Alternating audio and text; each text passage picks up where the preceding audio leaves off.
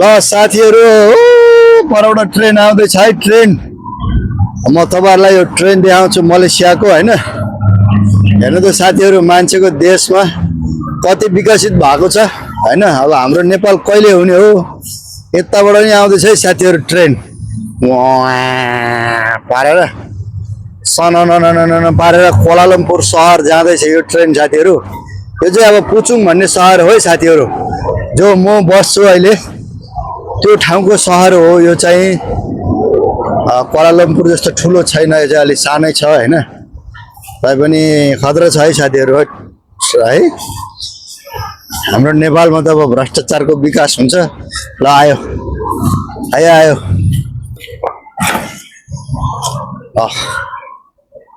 हेर्नु साथीहरू हेरेर रमाइलो गर्नु होला घरमै बसेर लालबहादुरले विदेश देखाउँछ तपाईहरुलाई मलेसियामा भएको हरेक कुराहरु लालबहादुरले जे देख्छ तपाईहरुलाई फेसबुक मार्फत देखाउने कोसिस गरेको छु ल साथीहरु विकास है विकास मान्छेको देशमा विकास हैन हाम्रो देशमा यस्तो विकास कहिले गर्ने थाहा छैन अब श्रमदानले गर्ने भन्छ अर्का साम्पाङ श्रमदानबाट यस्तो विकास गर्न सकिएला त साथीहरु के छ राया